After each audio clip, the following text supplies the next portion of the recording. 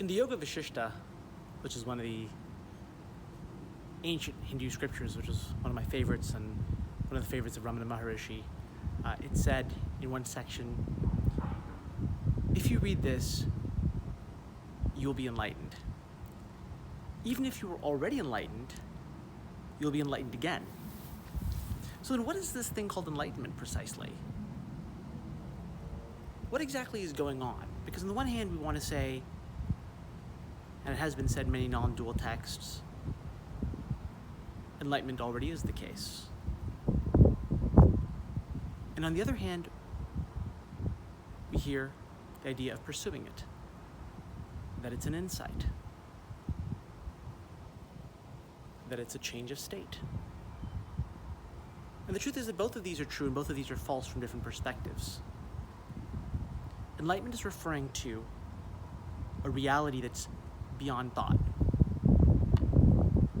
In thought, there are categorizations, here or there, this or that, is or isn't. And what actually is the case is beyond those categorizations. And in a way, that very fact of a categorization that defies itself, a thought that goes to the boundary of thought, where it can no longer be said to be either thought or not thought. That could be considered the flash of insight. The flash of insight that goes beyond. It goes so beyond that in some sense it leaves what is entirely unchanged.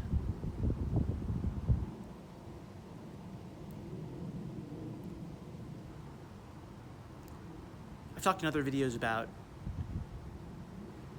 a couple of things that I think are applicable. One is the idea of three perspectives to the seeker. One is the gradual perspective, by which we look at the mental habits of identification as an individual, as a person, and of the fears and desires that are connected to that personality, to that identity, and of their gradual weakening through consistent, persistent self-inquiry and/or surrender. And in the process of that weakening, that is to say, in the process of putting a wedge in the machinery that continues identification process, we have these glimpses, moments of insight. And the moments of insight are shifts away from the thought-based perspective. That perspective within which it seems like there's an I, which is a kind of center, experiencing objects outside of it, including its thoughts and feelings. The moment when one, quote-unquote, exits that individual kind of perspective is felt to be an insight. Well, it's felt to be an insight when one exits the insight and re-enters thought. But the insight is, the content of the insight is, that what really is, that is to say, what really is outside of thought, so to say, so outside of thought that it wends itself through thought, has always been the case. So that might be the absolute perspective. So the gradual perspective, which is a slow shift of mental habits. You put a wedge in there, you get these moments of insight or glimpses, but the glimpses, the content of the glimpses is of the timelessness of reality. That is to say, of the fact that what enlightenment is, at a deepest level, is something that's already been the case. It's always been the case. And we exit the idea of having gotten there. The idea of having gotten there being one of the last concepts of the time-based, narrative-based, identity-based, personality-based set of mental habits. So through the gradual process of surrender and self-inquiry, we obtain insights, but the content of the insights is, in a way, obviating or obsoleting the ideas of gradualism and of insight, because those are ideas connected to the idea of an individual seeker, and they're going beyond themselves. And I've also talked about the seeker's paradox, which is that one must, as a seeker, keep two seemingly contradictory ideas in mind. One is that one is already that, and the other is that effort must be exerted to understand what is meant by the idea of one is already that. So these two have to be kept in juxtaposition, can't be one or the other. But all that said, I wanted to talk a little bit about the process of the burning away of these gradual habits and the insights that come on it, and any idea of a kind of quote-unquote final enlightenment. You know, a final enlightenment is really nothing but an endless series of instantaneous enlightenments. That is to say, an endless series of exitings of the thought process, of exitings of the thought-based way of looking at the world. Ramana Maharshi once memorably compared the mind of the enlightened person, although really, enlightened person is a bit of a paradox, because where there's enlightenment, there is no person. Where there's a person, there's no enlightenment. These two are flip sides of a coin in a sense, to a spinning gyroscope or a spinning top. It whirls, it whirls. And what is happening in that whirling? In that whirling, one is, quote unquote, going back to the source. Going back to the source. What does that mean? What is that going back to the source? What does that mean? It means a kind of, again, exiting of the thought process. But in that exiting of the thought process, in the glimpse that occurs then, one isn't in the thought process. That is to say, you aren't actually afflicted by these mental habits. You're not in the mental habits to be chained by them. So it's not like you actually got rid of them, because to have gotten rid of them would admit that you were imprisoned in the first place, but you aren't, because actually what you really are is outside the thought process, therefore untouched by the thought process. And that is the insight. But the insight kind of destroys itself in the process. In fact, it goes beyond destroying itself. It shifts perspective to the point where the insight isn't even applicable.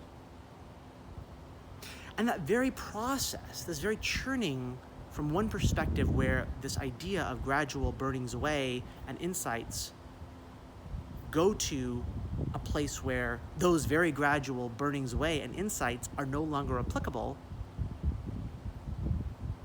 well, from the gradual standpoint, that process eventually becomes both effortless, instantaneous, and continuous.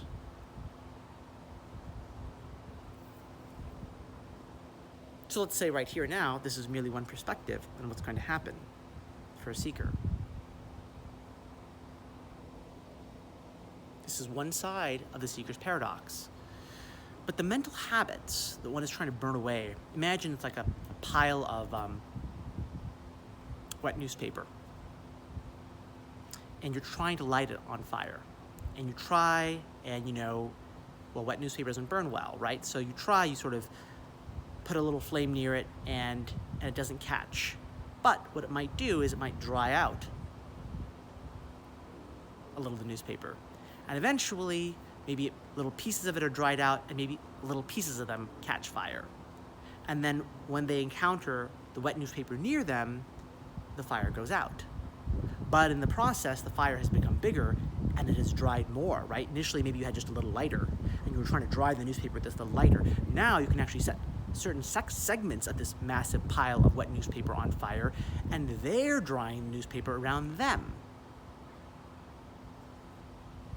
And eventually, when a critical mass, so to say, of the wet newspaper catches on fire, then it creates a fire that keeps going and going. The whole thing catches on fire. And you might say that process of catching on fire and going continuously forward is the point of no return. For that endless pile of newspaper, is beginningless. But once that fire is lit at a certain point, every moment there is a return to its non-existence. The pile of newspaper only exists from the perspective, from the false perspective of the newspaper itself, one might say. It's a story written in the newspaper. This is the sort of psychedelic, recursive aspect of thought. What is thought? What is the thought-based way of thinking? Well, the thought-based way of thinking is that way of thinking that appears to be real in another thought. And that way of thinking is only validated by the third thought. So it's a kind of endless series of Russian nesting dolls of thought. When those Russian nesting dolls are opened in infinite sequence and series continuously forever, right? Because one opens one, and then another, and then another, and then another, but eventually there comes to be a point when it goes kind of in a cascading sequence. If that cascading sequence happens, it's no longer even a sequence. It cannot even be called a sequence anymore. A sequence would be in time, but this is actually destroying the notion of time. Every time that Russian doll opens, time and space are again seen to be illusion. And if that happens continuously and effortlessly, then there is no seeing. Because what an insight is contrasted with non-insight. It's contrasted with the thought-based way of thinking, but the very thought-based way of thinking is itself what's inscribed in what is being, quote-unquote, destroyed.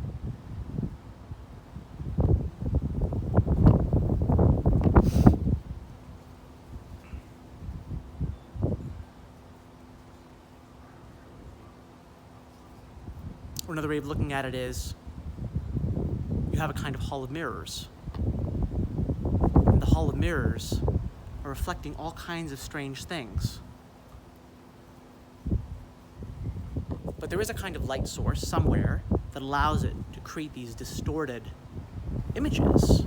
Now, if you rearrange the mirrors in just the right way, apologies, sorry, there's a little wind there going on. If you rearrange the mirrors in just the right way, slowly, and this is done, let's say, through the quote-unquote gradual burning away of these mental habits of desire and fear and the consequent identification.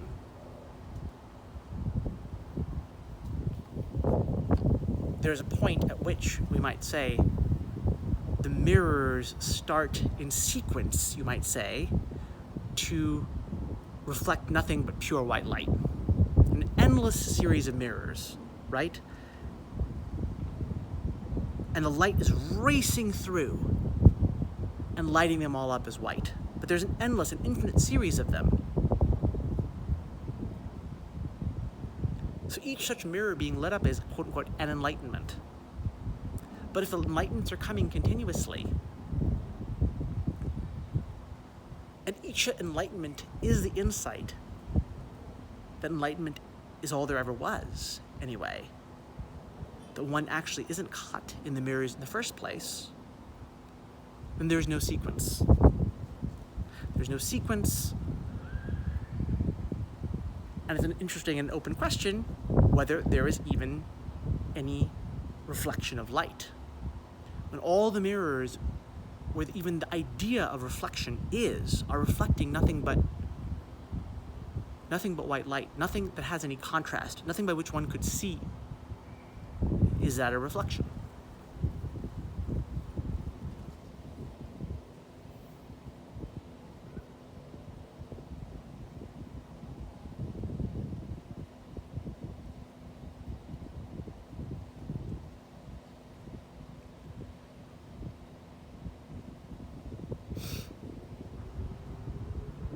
Another way of looking at this is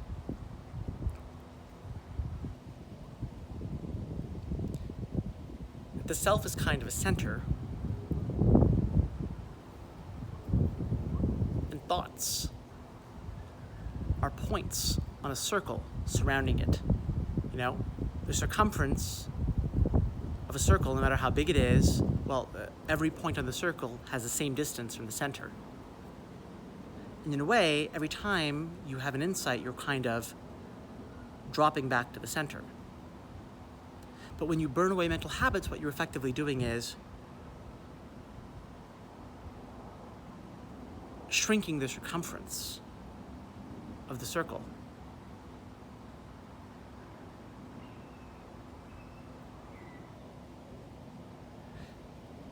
When there comes a point that the circle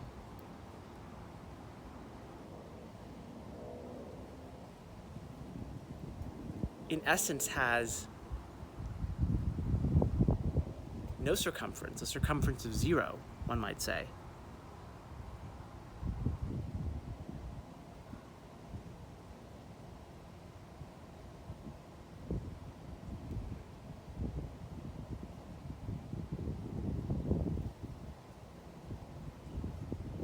When it's shrinking in a way, I wish I had the mathematical tools to express this better, but when it's shrinking in such a way that it might as well be 0 at every point in time,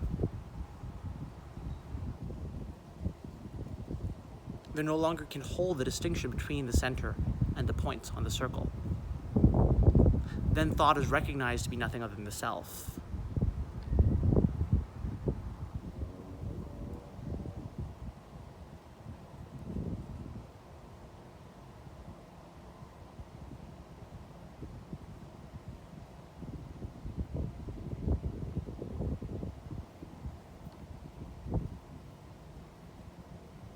So this is the way of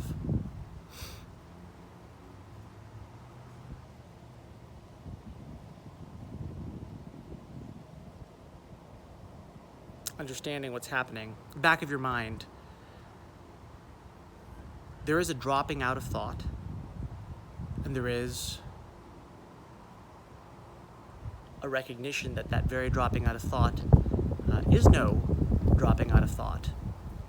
It isn't what it seems to be, because the one that seemed to be dropping out of thought isn't in thought to begin with, and that is what dropping out of thought is. When that insight itself propagates at a speed faster, you might say, than the obstacles to it that draw it back in, then there's continuity. And where there's continuity, you can't even say there's continuity, because there's no more, nothing anymore with which to contrast that continuity. You can't say there's sequence because, again, there's no bumps in the road anymore. Every bump is now translated too quickly out of thought, out of dichotomies, out of categories, out of labels.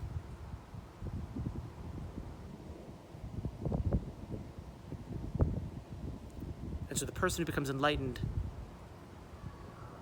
experiences instantaneous and continuous enlightenments so quickly that they cannot actually even be called enlightenments at all anymore. And whatever they are, which they can no longer be called, simply act as a pure and reflective mirrored surface for the white light, which can't be distinguished and has no features, such that even the thoughts that arise are nothing but that white light, which in fact they always were nothing but that. The idea that they weren't is merely a misconception that afflicted nobody. And in some sense, even its existence is only spoken to by other thought. And so again, you see that whole network, that whole way of thinking is, in sequence, destroyed. But when it's destroyed at a pace that is fast enough, then it destroys the very idea of time. When it destroys the very idea of time, it can't even be said that it destroys the idea of time, because a destruction is an action in time. So, forgive my imperfect metaphors, but I've tried to give you an idea of how these different ideas of enlightenment fit together. Sort of an idea of final enlightenment, these little enlightenments, which are glimpses, the gradual burning away of mental habits, and then the timeless absolute, which is really not a perspective on its own, but is the absence of the misconception that there ever was a misconception.